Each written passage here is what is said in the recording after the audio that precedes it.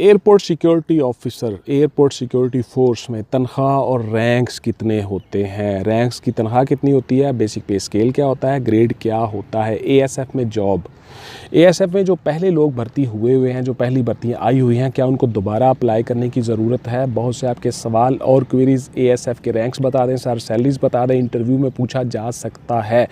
तो इसलिए मैंने सोचा कि आज आपके लिए वीडियो बनाता हूँ कि एयरपोर्ट सिक्योरिटी फोर्स जो है उसमें रैंक्स और तनख्वाह क्या होती है, ग्रेड क्या होते हैं। आज की वीडियो में 3 चीज़ें आपको मिल जाएंगी। एक आपको रैंक्स का पता चल जाएगा, हायरार्की का पता चल जाएगा, दूसरा आपको तनख्वाह का पता चलेगा, तीसरा आपको ग्रेड और बेसिक पे स्केल्स का पता चल जाएगा। अस्सलाम वालेकुम व्यूअर्स, मैं हूं रज़ा बुखारी और आप देख रहे हैं बुखारी स्पीक्स यूट्यूब चैनल। तो इस चैनल पे मैं आपके लिए मुख्तलिफ सर्विस ओरिएंटेड वीडियोस बनाता हूं और आपको बताता हूं कि आपने उन जॉब के मराहल से किस तरह से गुजरना है जो आपकी डिज़ायर जॉब्स हैं। एएसएफ चूँकि वफाकी महकमा है तो इसमें तनख्वाह थोड़ी ज़्यादा है दीगर महकमों से, और वफाक अलाउंस भी साथ लगा होता है, बहुत से दीगर अलाउंसेस होते हैं, एयरपोर्ट अलाउंसेस भी लगे होते हैं साथ में।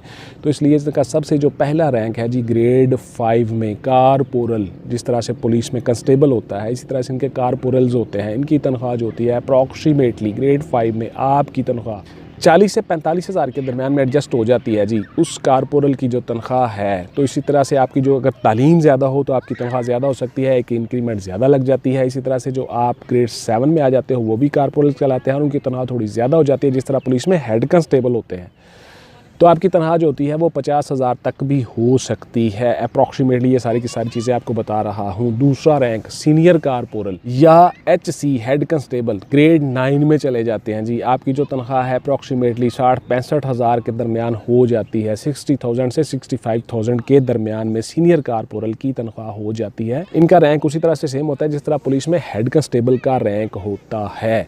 अब आपकी तनख्वाह जो होती है उसके बाद गौर से सुन लीजिए, जब एएसआई जब पुलिस में बन जाते हैं, असिस्टेंट सब इंस्पेक्टर पुलिस जो होते हैं एएसआई, उसके मुताबिक जो एएसएफ में होते हैं वो कहलाते हैं सार्जेंट रैंक जी। सार्जेंट, सीनियर कारपोरल के बाद सार्जेंट ग्रेड 11 में आपकी तनख्वाह अप्रॉक्सीमेटली 50 से 55 हज़ार के दरमियान में एडजस्ट होती है जी, 60 तक भी चली जाती है सम टाइम। तो आप सार्जेंट के तौर पे या जिस तरह से पुलिस में एएसआई होते हैं उसके लिहाज से आपकी तनख्वाह एडजस्ट हो जाती है। उसके बाद आपका जो अगला रैंक आ जाता है उसमें सीनियर सार्जेंट के तौर पे आप काम करते हो, यानी सब इंस्पेक्टर ग्रेड 14 के मुताबिक। जिस तरह पुलिस में या एफआईए में सब इंस्पेक्टर होते हैं तो एएसएफ में सीनियर सार्जेंट के तौर पर जब आप काम कर रहे होते हो तो आपकी तनख्वाह अप्रॉक्सीमेटली ग्रेड 14 में चली जाती है 70 से 80 हज़ार के दरमियान में। तो 70 से 80 हज़ार के दरमियान में आपकी तनख्वाह हो जाती है। ग्रेड आपका 14 हो गया। साथ साथ आप ग्रेड भी नोट कर लें और आपकी तनख्वाह भी नोट कर लें और आपको मैं रैंक्स भी साथ साथ बता रहा हूँ। कारपोरल्स, सीनियर कारपोरल्स, उसके बाद सार्जेंट, उसके बाद सीनियर सार्जेंट। अब आप इंस्पेक्टर के बराबर जो आपका रैंक है वो ज़रा गौर से सुन लीजिए। असिस्टेंट सिक्योरिटी ऑफिसर या इंस्पेक्टर ग्रेड 16 में आपकी तनख्वाह बेसिक पे स्केल 16वां और आपकी तनख्वाह जो होती है अप्रॉक्सीमेटली 1,10,000 से 1,20,000 के दरमियान में एडजस्ट हो जाती है।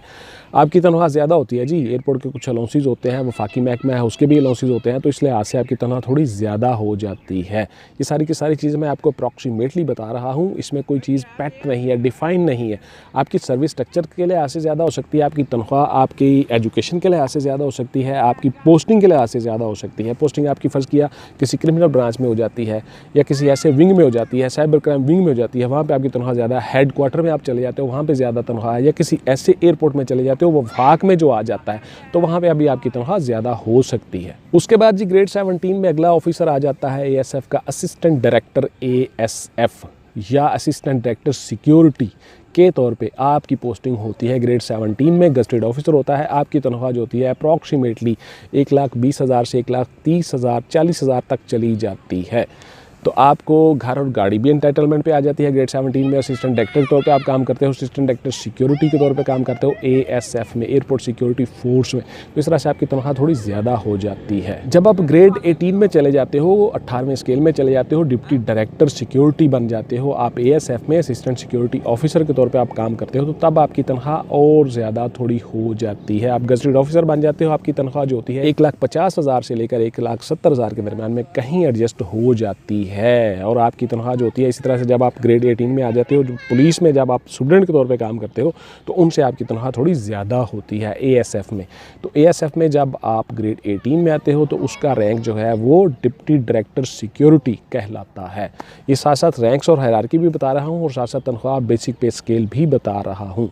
उसके बाद जी आप आ जाते हो डायरेक्टर सिक्योरिटी ग्रेड 19 में। जिस तरह से पुलिस में SSP रैंक का बंदा होता है, सीनियर स्टूडेंट ऑफ पुलिस, इसी तरह से आप जब इसमें आ जाते हो डायरेक्टर के तौर पे तो फिर आपकी तनख्वाह ग्रेड 19 में अप्रॉक्सीमेटली चली जाती है 2 लाख के करीब, 2,10,000 तक भी आपकी तनख्वाह हो सकती है। ग्रेड 19 हो जाता है, बहुत सीनियर रैंक हो जाता है और ASF में तनख्वाह थोड़ी ज़्यादा है, वफाकी महकमा है और मैंने आपको बता दिया कि आपकी पोस्टिंग के मुताबिक भी तनख्वाह ज़्यादा या कम हो सकती है, क्योंकि आपकी पोस्टिंग अगर हेडक्वार्टर में हो गई है, किसी ऐसी ब्रांच में हो गई जहाँ पे अलाउंसेस ज़्यादा हैं, तो आपकी तनख्वाह ज़्यादा हो सकती है। उसके बाद जी आप एडिशनल डायरेक्टर सिक्योरिटी बन जाते हो, ग्रेड 20 में चले जाते हो। सेम उसी तरह से जिस तरह से पुलिस में डिप्टी इंस्पेक्टर जनरल होते हैं, DAG साहिबान होते हैं ग्रेड 20 में, इस तरह से आप एडिशनल डायरेक्टर के तौर पे काम करते हो और आपकी तनख्वाह और ज़्यादा बढ़ जाती है। बेसिक पे स्केल आपका 20 हो जाता है और आपकी तनख्वाह जो होती है अंदाज़न अप्रॉक्सीमेटली 2,10,000 से लेकर 2,30,000 के दरमियान में एडजस्ट होती है। तो इसी तरह से आपकी तनख्वाह कम या ज़्यादा हो सकती है। आप बहुत सीनियर रैंक पे आ जाते हो ASF में, एयरपोर्ट सिक्योरिटी फोर्स में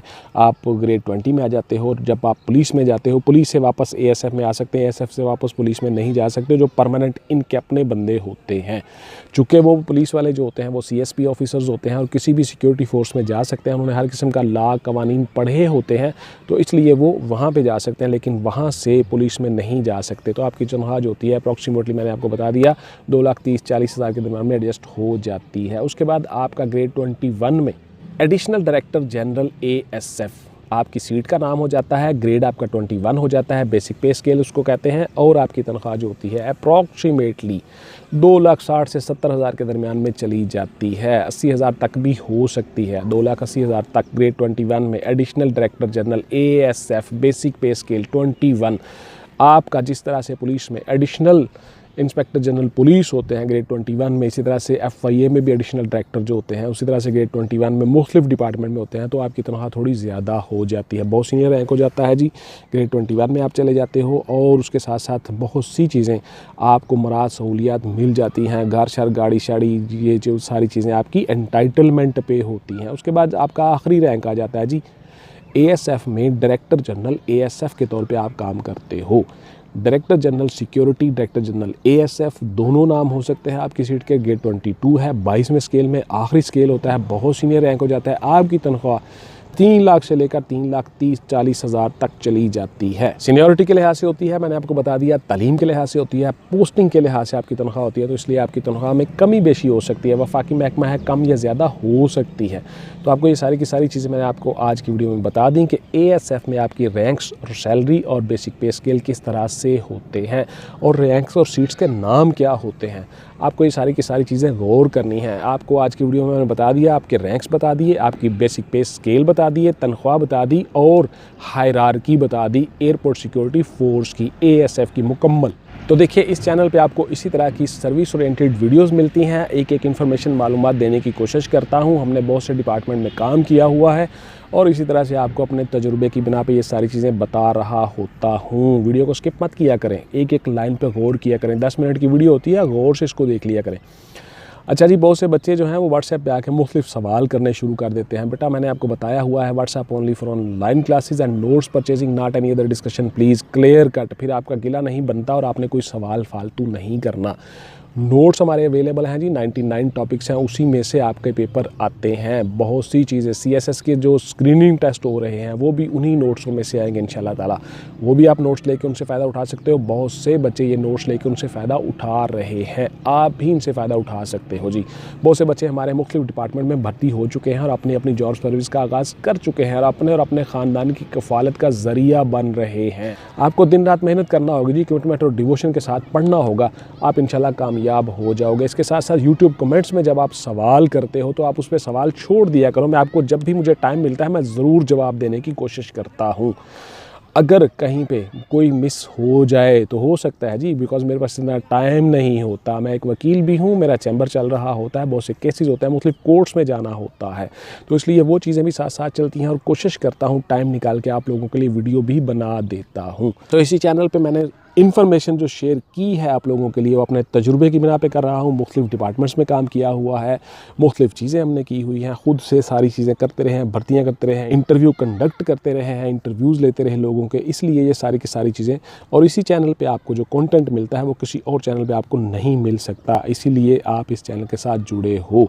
बहुत सी वीडियोज़ पड़ी होती हैं जी चैनल पर, जब आपको फारिग टाइम मिले उसमें आप जाके वीडियो देख सकते हो चैनल पर, और आपकी इन्फॉर्मेशन मालूमात में इजाफा होता रहता है। जब भी मेरे पास कोई मालूमात आती है आपके साथ ज़रूर शेयर करता हूँ। इंशाल्लाह ताला मिलते हैं किसी अगली वीडियो में जी। टिल देन टेक केयर, अल्लाह हाफिज़ एंड गुड बाय। पाकिस्तान जिंदाबाद।